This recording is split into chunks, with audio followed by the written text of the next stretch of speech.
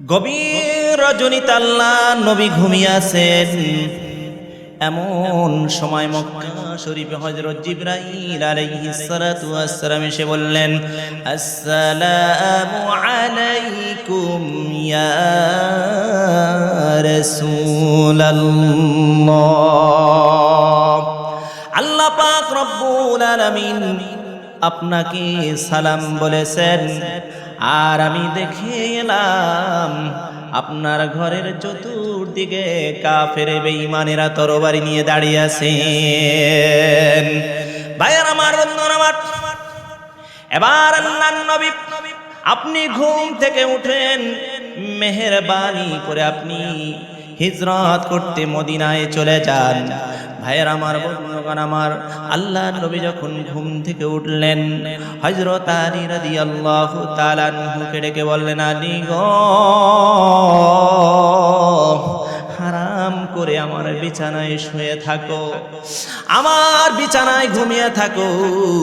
আল্লাহর অর্ডার হয়েছে, আমি ওই মদিনার দিকে চললাম। ভাইয়ের আমার, বন্ধুগণ আমার, শেরে খোদা হযরত আলী রাদিয়াল্লাহু তাআলা আনহু রাসূলের চেহারা মোবারকের দিকে তাকিয়ে বললেন, ইয়া রাসূলুল্লাহ, ইয়া হাবিবাল্লাহ, আপনার বিছানায় আপনার চাদর কম্বল মুড়ি দিয়ে শুয়ে থাকবো। ওই কাফের বেঈমানেরা আপনার ঘরের ভিতরে আপনার বিছানায় আপনার চাদর মুড়ি দেওয়া দেখে আমি আলীকে তারা মুহাম্মদ মনে করবে,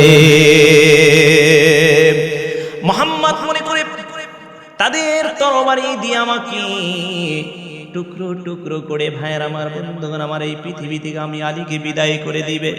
আমি আলীর অন্তরের ভিতরে কোনো দুঃখ কষ্ট থাকবে না, আমার মনের ভিতরে এটাই তৃপ্তি হবে, আমি আলীর জীবনের বিনিময় আল্লাহর নবী এই পৃথিবীর জমিনে বেঁচে আছে। ভাইয়ের আমার, বন্ধুগণ আমার, আল্লাহর নবী গভীর রজনীতে ঘর থেকে বের হলেন, চতুর্দিকে কাফের বেঈমানেরা তরবারি নিয়ে দাঁড়িয়ে আছেন। আল্লাহর নবী হাতের মুঠির ভিতরে এক মুষ্টি বালু নিলেন, সাহাতির ওজন বলে দম করে বালিগুলো ছেড়ে দিলেন। বালুগুলো যখন ছেড়ে দিলেন, কাফেরদের চোখে চলে গেল, চতুর্দিকে কাফেরেরা দাঁড়ানো। এভাবে করে আস্তে করে চোখগুলো কাফেরেরা কসলাতে শুরু করলো। ভাইয়ের আমার, বন্ধুগণ আমার, আস্তে করে আল্লাহর নবী ঘর থেকে বের হলেন। বলেন সুবহানাল্লাহ। কেউ দেখতে পেলেন না কোনো কাফের বেঈমানেরা। আল্লাহর নবী ঘর থেকে বাহির হয়ে গেলেন। আল্লাহ পাক রব্বুল আলামিন বলেন, ওয়া মা রামাইতা ইয রামাইতা ওয়ালাকিন্নাল্লাহা রামা। ও নবী, আপনি শুধু নিক্ষেপ করেননি, আপনি বালুর কোনাগুলো ছেড়ে দিয়েছিলেন, আর ওই কাফেরদের চোখে পৌঁছাবার দায়িত্ব আমার আল্লাহ কুদরত গ্রহণ করেছেন। বলেন সুবহানাল্লাহ। ভাইয়ের আমার, বন্ধুগণ আমার, আল্লাহর নবী এবার আবু বকরের বাড়িতে চলে গেলেন। আবু বকরের বাড়িতে গিয়ে আস্তে করে দরজায় নক করলেন। আবু বকর, ভিতর থেকে আওয়াজ বেরিয়ে এলো, কে? লাব্বাইক ওয়া সাদাইক বলে হযরত আবু বকর ঘর দরজা খুলে বেরিয়ে এলেন। আল্লাহর নবী ডাক দিয়ে বললেন, আবু বকর, তুমি কি ঘুমাওনি? আবু বকর বললেন, ইয়া রাসূলুল্লাহ, ইয়া হাবিবাল্লাহ, আপনি যেই দিন বলেছেন আপনি মক্কা ছেড়ে ওই মদিনায় যাবেন, ওই দিন থেকে আমি আবু বকর ঘুমাইনি। না জানি কোন দিন জানি আল্লাহ নবী আমার দরজার সামনে দাঁড়িয়ে ডাকাডাকি করে, আর আমি যদি পিঠটা লাগাইয়া, মাথাটা বালিশের সাথে লাগাইয়া যখন আমি ঘুমাবো, আর আল্লাহর নবী যদি আমার দরজার সামনে এসে ডাকাডাকি করে, তাহলে নবীর সঙ্গে বেয়াদবি হয়ে যাবে। তাই মনে করে আমি আবু বকর ওই দরজার সাথে পিঠ লাগাইয়া হেলান দিয়া দিয়া ঘুমাই। ভাইয়ের আমার, বন্ধুগণ আমার, আবু বকর কে আল্লাহ পাক রব্বুল আলামিন নবীকে কতটা মহব্বত করার সুযোগ দিয়েছেন, আবু বকর নবীকে কতটা ভালোবেসেছেন। এবার নবীজি হযরত আবু বকরকে নিয়ে সাথে চললেন। কাবা শরীফের দিকে তাকায়, বাইতুল্লাহ শরীফের দিকে তাকায়। নবীজি হযরত আবু বকরকে নিয়ে চললেন, আর চোখ দিয়ে ধর ধর করে পানি পড়তেছেন নবীজির। আর নবীজি বলে, এখানে কাবা আশা ছিল প্রাণ ভরে তোর খেদমত করব, কিন্তু এই নিষ্ঠুর কাফের বেঈমানেরা তোর বুকে আমাকে থাকতে দিল না। ভাইয়ের আমার, বন্ধুগণ আমার, এবার নবীজি হযরত আবু বকরকে নিয়ে মদিনার দিকে না গিয়ে, ভাইয়ের আমার, বন্ধুগণ আমার, পাহাড়ের মধ্যবর্তী রাস্তা দিয়ে জাবালে চড়ে উঠলেন। যখন জাবালে চড়ে উঠলেন, জাবালে চড়ে ওঠার পরে ফজরের রক্ত যখন হয়ে গেল, আবু বকর ডাক দিয়া বলে, নবী গো, ফজরে রক্ত হয়ে গিয়েছে, ওই যে একটা গুহা দেখা যায়, ওই গুহার ভিতরে আশ্রয় নেই, তা না হলে ওই আমাদের কাফের বেঈমানেরা দেখে ফেলবে। ভাইয়ের আমার, বন্ধুগণ আমার, এই কথা যখন হযরত আবু বকর বললেন, ভাইয়ের আমার, বন্ধুগণ, নবীজিকে গুহার নিকটে নিয়ে চললেন আবু বকর। এবার আবু বকর বললেন, নবীজি আপনি গুহার উপরে বসেন, আমি গুহার ভিতরে নামি। কারণ হলো গুহার ভিতরে সাপ থাকতে পারে, কি থাকতে পারে ভাইয়ারা, সাপ বিচ্ছু থাকতে পারে। এই জন্য আবু বকর গুহার ভিতরে নামলেন। গুহার ভিতরে নেমে আবু বকর গুহাটাকে পরিষ্কার করলেন। আল্লাহর নবীকে গুহার ভিতরে নামালেন। ভাইয়ের আমার, বন্ধুগণ আমার, গুহার ভিতরে নামার পর আল্লাহর নবী এবার আবু বকরকে ডাক দিয়া বলেন, আবু বকর, সারা রাত হেঁটে হেঁটে আমার পা দুটো ফুলে গিয়েছে, পা দুটো ব্যথা হয়ে গিয়েছে। এবার আল্লাহর নবী ডাক দিয়া বলেন, আবু বকর তুমি একটু বসো, তোমার উরুটার উপরে একটু আমি মাথাটা রেখে একটু ঘুমায় আরাম করি। বন্ধুগণ আমার, ভাইয়ের আমার, আবু বকর বসলেন। আল্লাহর নবী বিশ্ব নবী রাহমাতাল লিল আলামিন আবু বকর এর মাথার উপরে মাথা রাখলেন।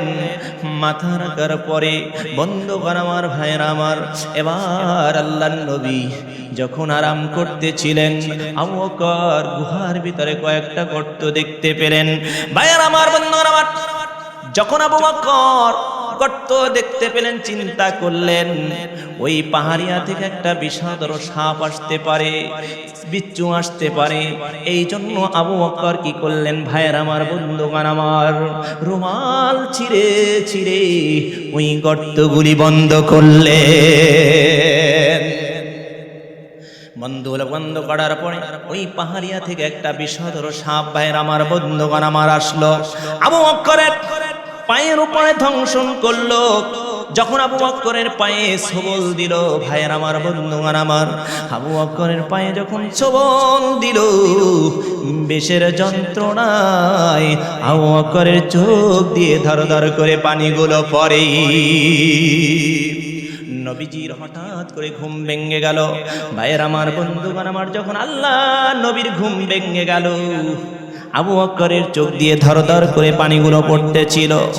এবার আল্লাহর নবী ডাক দিয়ে বলেন, আবু বকর চোখের কোণে পানি কেন? আবু বকর ডাক দিয়া বলে, চোখের কোণে পানি কেন? বিবির কথা মনে পড়ে নাকি গেল? ছেলেমেয়ের কথা, স্ত্রীর কথা মনে পড়ে গেল নাকি? এবার আবু বকর ডাক দিয়া বলেন, নবীজি যেই দিন থেকে আমি আপনার প্রতি ঈমান এনেছি, ওই আল্লাহর প্রতি ঈমান এনেছি, ওই দিন থেকে আমি বিবি এবং ছেলে মা বাবার চাইতে আপনাকে বেশি ভালোবাসি। ভাইয়ার আমার, বন্ধুগণ আমার, এবার আল্লাহর নবী ডাক দিয়ে বলেন, আবু বকর কেন কাঁদো? আবু বকর ডাক দিয়া বলেন, নবী গো, ওই পাহাড়িয়া থেকে একটা বিষধর সাপ এসে আমার পায়ের পরে দংশন করেছে, ছোবল দিয়েছে। এই ছোবলের কারণে বিষের যন্ত্রণায় আমি কাঁদতেছি। ভাইয়ের আমার, বন্ধুগণ আমার, আল্লাহর নবী বিশ্ব নবী মুখ থেকে লালাগুলো নিলেন। লালাগুলো নিয়ে সাপে কাটার জায়গায় এবার আস্তে করে লালাটা লাগিয়ে দিলেন। সাথে সাথে সাপে কাটার যন্ত্রণা ভালো হয়ে গেল। বন্ধুগণ আমার, ভাইয়ের আমার, এবার আবু বকর নবীর সাপে কাটার জায়গা যখন লালা লাগিয়ে দিলে সাথে সাথে ভালো হয়ে গেল। এবার কাফেররা চতুর্দিকে খুঁজতেছে মোহাম্মদ কোথায়, মোহাম্মদ কোথায়। যখন গুহার নিকটে এসে গেল, একজন কাফের ডেকে বললেন, এই তো মোহাম্মদের পায়ের ছাপ বুঝি দেখা যায়, এখানে মনে হয় গুহার ভিতরে আশ্রয় নিয়েছে। আর একজন কাফের ডাক দিয়া বলেন, না না, গুহার ভিতরে আশ্রয় নেয় নাই। গুহার ভিতরে যদি আশ্রয় নিত তাহলে মাকড়সায় ডিম পারত না, মাকড়সায় জাল বাঁধত না। এবার আবু বকর ডাক দিয়া বলেন, নবী গো, আমরা তো ধরা পড়ে গিয়েছি, পালাবার তো কোনো পথ নাই। এবার আল্লাহর নবী বিশ্ব নবী রাহমাতুল লিল আলামিন ডাক দিয়া বলেন, আবু বকর শোনো, আল্লাহ পাক রব্বুল আলামিন বলেন, ইয ইয়াকুলু লিসাহিবিহি লা তাহজান ইন্নাল্লাহা মা'ানা। আবু বকর ভয় পেও না, আমরা সংখ্যায় কম না, বরং আমরা সংখ্যায় বেশি। আল্লাহ রব্বুল আলামিন আমাদের সাথে আছেন। বান্দা যখন আল্লাহর প্রতি ঈমান আনে, তার প্রতি মহব্বত বেড়ে যায়, পৃথিবীর কোনো কিছুই পরোয়া করতে পারে না, কেবলমাত্র আল্লাহ রব্বুল আলামিন ছাড়া। কথা বলেন ঠিক কিনা? ভাইয়ের আমার, বন্ধুগণ আমার, হযরত ওমর রাদিয়াল্লাহু তাআলা আনহু যেমন ঈমান এনেছিলেন আল্লাহর প্রতি, কথা বলেন ঠিক কিনা? রাসূল আরবি সাল্লাল্লাহু আলাইহি ওয়াসাল্লাম হেরা গুহা থেকে নেমে এলেন, হাতে নিয়ে আসলেন পরশ পাথর। এমন পরশ পাথর নিয়ে এলেন, ভাইয়ের আমার, বন্ধুগণ আমার, চার ছোঁয়া লেগে লোহাগুলো সোনা হয়ে যায়। কত বড় জাহিল হলে আল্লাহর নবীকে হত্যা করতে আসতে পারেন? সেই ওমর রাদিয়াল্লাহু তাআলা আনহু এলেন, ভাইয়ের আমার, বন্ধুগণ আমার, নবীকে হত্যা করার জন্য। সেই ওমরকে ওহীর জ্ঞানের সংস্পর্শে আল্লাহ পাক রব্বুল আলামিন তাকে এত মর্যাদা দান করলেন। বিশ্ব নবী জনাবে মুহাম্মদুর রাসূলুল্লাহ সাল্লাল্লাহু আলাইহি ওয়াসাল্লাম বললেন, আমার পরে যদি কেউ নবী হতো অবশ্যই হযরত ওমর নবী হয়ে যেত। সেই ওমরকে অধঃপতনের অতল তলদেশ থেকে মানবতার শেষে পৌঁছে দিল কোরআন নামক পরশ পাথর। ওহীর জ্ঞানে কাজ করেছিল। ভাইয়ের আমার, বন্ধুগণ আমার, আজ স্কুল কলেজ বিশ্ববিদ্যালয় সিলেবাসে এত বই পড়ার পরও মানুষের যা চরিত্র এখানে বললাম না, এগুলো জনগণকে উপহার দিয়েছে হাইজেগার, সন্ত্রাস আর লুটতারাস। ভাইয়ের আমার, বন্ধুগণ আমার, কিভাবে লুট করবে, কিভাবে চাঁদাবাজি করবে, কিভাবে টেন্ডারবাজি করবে আমরা বিগত দেখেছিলাম। কিভাবে ডিম ভাজবে, কিভাবে আবার দেখা যাচ্ছে কুমড়া রানবে, কিভাবে লুডুস রান্না করাবে, এগুলো কুমরতি শিশুদেরকে এগুলো শিক্ষা দেওয়ার জন্য স্কুল পাঠশালায় দেওয়া হয় নাই। বন্ধুগণ আমার, ভাইয়ের আমার, বিশ্ব নবী জনাবে মুহাম্মদুর রাসূলুল্লাহ সাল্লাল্লাহু আলাইহি ওয়াসাল্লামের ইউনিভার্সিটির ভিতরে দুইখানা কিতাব ছিল। কয়খানা? দুইখানা কিতাব ছিল। একখানা হলো কিতাবুল্লাহ, আল্লাহর কিতাব, রাসূলি ওয়া সুন্নতি, রাসূল সাল্লাল্লাহু আলাইহি ওয়াসাল্লামের হাদিস। এই দুইখানা কিতাব দিয়ে তারা কোথার মানুষ কোথায় চলে গেল। যারা ছিল ভাইয়ের আমার চোর আর ডাকাত, তারা হয়ে গেল সম্পদের পাহারাদার। যারা ছিল নারীদের সতীত্বের জম, তারা হয়ে গেল নারীদের সতীত্বের পাহারাদার। ভাইয়ের আমার, বন্ধুগণ আমার, এমন একটা সমাজ আল্লাহ রাসূল হযরত ওমর রাদিয়াল্লাহু তাআলা গঠন করেছিলেন। আমিরুল মুমিনিন হযরত ওমর রাদিয়াল্লাহু তাআলা গভীর রজনীতে ঘুরতেছেন। ঘুরে ঘুরে এক জায়গায় গিয়ে দেখেন মরুভূমি।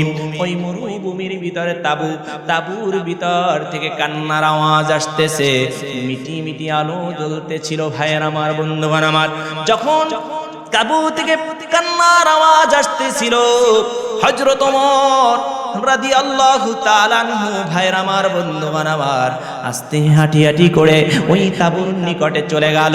তাবুর নিকটে গিয়ে চুবি মেরে দেখেন দুটো বাচ্চা কান্না করতেছে। কয়টি? দুটো বাচ্চা কান্না করতেছেন। আর একজন মহিলা কি যেন রান্না করতেছে। ভাইয়ের আমার, বন্ধুগণ আমার, এবার ওই হযরত ওমর রাদিয়াল্লাহু তাআলা আনহু তাবুর ভিতরে প্রবেশ করলেন। তাবুর ভিতরে প্রবেশ করার পরে ওই মহিলাকে বললেন, ও মহিলা, তুমি এত রাতে কেন রান্না করতেছো? সকাল সকাল কেন রান্না করনি? বাচ্চাদেরকে সকাল সকাল কেন রান্না করে খাওয়াওনি? এবার ওই মহিলা বললেন, তুমি আমাকে জালিম বলতে পারো না, তুমি আমাকে অবিবাচক বলতে পারো না। আমরা এই মদিনার রাষ্ট্রের লোক নই, আমরা ওই মদিনার বাহির রাষ্ট্রের লোক। এই মদিনার প্রেসিডেন্টের কাছে আমরা কিছু সাহায্য নেবার জন্য এসেছি। ভাইয়ার আমার, বন্ধুগণ আমার, 3 দিন পর্যন্ত ভিড় থাকার কারণে ওই মহিলা খলিফাতুল মুসলিমিন হযরত ওমর রাদিয়াল্লাহু তাআলা আনহুর দরবারে যেতে পারলেন না। ওই মহিলা বললেন, ভাই, আমার 3 দিন থেকে 4 দিন পর্যন্ত আমার ঘরের ভিতরে কোনো খাবার নাই, কোনো একটা দানাও নাই। এবার ক্ষুধার যন্ত্রণায় বাচ্চাগুলি ছটফট করে কান্না করতেছে। আমি ওই হাড়ির ভিতরে পাথর আর পাড়ি দিয়ে নাড়াচাড়া করতেছি আর বলতেছি, সন্তানগুলোকে বলতেছি গোস্ত রান্না হচ্ছে, বাবা তোমরা ঘুমাও, বাবা তোমরা ঘুমাও, গোস্ত রান্না হচ্ছে। বন্ধুগণ আমার, ভাইয়ের আমার, বাচ্চাগুলিকে যখন এই মা বুঝ দিলেন ক্ষুধার যন্ত্রণায় কিন্তু চোখে ঘুম আসেনি, চোখে ঘুম আসে না। ভাইয়ের আমার, বন্ধুগণ আমার, যখন ঘুম আসে না, ওই বাচ্চাগুলি বললেন, মা এখনো কি গোস্ত রান্না হয়নি? মা বললেন, বাবা একটু ধৈর্য ধরো, গোস্ত রান্না হচ্ছে, আর একটু ঘুমাও। ভাইয়ের আমার, বন্ধুগণ আমার, হযরত ওমর রাদিয়াল্লাহু তাআলা আনহু যখন এই কথা শুনলেন, হযরত ওমর বললেন, আমার পায়ের নিচ থেকে যেন মাটিগুলো খসে খসে যাচ্ছে। ভাইয়ের আমার, বন্ধুগণ আমার, হযরত ওমর রাদিয়াল্লাহু তাআলা আনহু ওই মহিলাকে ডাক দিয়া বললেন, মা তুমি একটু অপেক্ষা করো, আমি দেখি তোমার জন্য কিছু করতে পারে কিনা। কেমন প্রেসিডেন্ট! ভাইয়ের আমার, বন্ধুগণ আমার, হযরত ওমর রাদিয়াল্লাহু তাআলা আনহু, আমি দেখি কিছু করতে পারি কিনা। হযরত ওমর রাদিয়াল্লাহু তাআলা আনহু বাড়িতে চলে গেলেন। বাড়িতে গিয়ে আসলামকে ডাক দিলেন, আসলাম, তাড়াতাড়ি বাইতুল মালের চাবি দাও। বাইতুল মালের চাবি দেন। হযরত ওমর রাদিয়াল্লাহু তাআলা আনহু বাইতুল মালের দরজা খুললেন। ভাইয়ের আমার, বন্ধুগণ আমার, ভিতরে প্রবেশ করলেন। এরপর একটা নিজ হাতে বস্তা বের করলেন।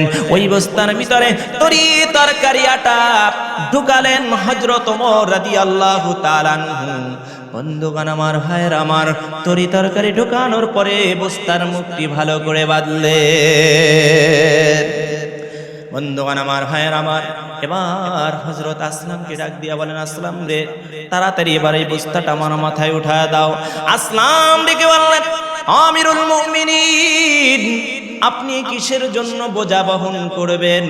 আমি তো আপনার খাদেম, আমি তো বোঝা বহন করব। আপনি কিসের জন্য বোঝা বহন করবেন? আপনি তো মদিনার একজন প্রেসিডেন্ট, আপনি তো বোঝা বহন করার কোনো দরকার নেই। কারণ আপনি যদি বোঝা বহন করেন, মানুষেরা বলবে মদিনার প্রেসিডেন্ট সে বোঝা বহন করে, লেবারি কাজ করে। বন্ধুগণ আমার, ভাইয়ের আমার, এবার হযরত ওমর রাদিয়াল্লাহু তাআলা আনহু ডাক দিয়া বলেন, আসলাম রে, যেই দৃশ্য আমি দেখা এসেছি, না জানি ওই কিয়ামতের দিন, ওই কঠিন মুসিবতের দিন আল্লাহর কাঠগড়া আসামি হয়ে যেন আমার কি যেন জবাবদিহি করতে হয়। বন্ধুগণ আমার, ভাইয়ের আমার, এবার হযরত ওমরের মাথায় আসলাম বস্তাটা উঠায়া দিলেন। এবার বস্তাটা ওমর মাথায় নিয়ে তাঁবুর দিকে মরুভূমির দিকে ছুটলেন। মরুভূমির দিকে যখন তাঁবুর নিকটে গেলেন, তাঁবুর নিকটে গিয়ে আস্তে করে বস্তাটি মাথা থেকে নামালেন। এবার মুখটি খুললেন, খোলার পরে তরি তরকারি আটা বের করলেন। এবার ওই মহিলাকে ডাক দিয়া বলেন, মা এই আটা দিয়ে তাড়াতাড়ি রুটি তৈরি করো, আটা দিয়ে রুটি তৈরি করো। হযরত ওমর ভাইয়ের আমার বন্ধুগণ আমার তরকারি করতে সহযোগিতা করলেন, রান্না বান্নার সহযোগিতা করলেন। যখন রান্না বান্না শেষ হয়ে গেল, ওই মহিলাকে ডাক দিয়া বলেন, মা তুমি একটি পেয়ালার ভিতরে তরকারি নিয়ে রুটি নিয়ে খেয়ে নাও। হযরত ওমর রাদিয়াল্লাহু তাআলা একটি পেয়ালার ভিতরে তরকারি নিলেন, রুটি নিলেন। দুটি বাচ্চা দুটো উরুর উপরে ওমরের বসালেন। ভাইয়ের আমার বন্ধুগণ আমার, বসানোর পরে ওমর রাদিয়াল্লাহু তাআলা কি করলেন, এবার রুটি ছিঁড়ে ছিঁড়ে তরকারি মেখে মেখে ওমর কি করলেন, বাচ্চাদের মুখে তুলে দিতেছেন। হযরত ওমর রাদিয়াল্লাহু তাআলা চোখ দিয়ে ধর ধর করে পানিগুলো অঝোরভাবে পড়তেছিল।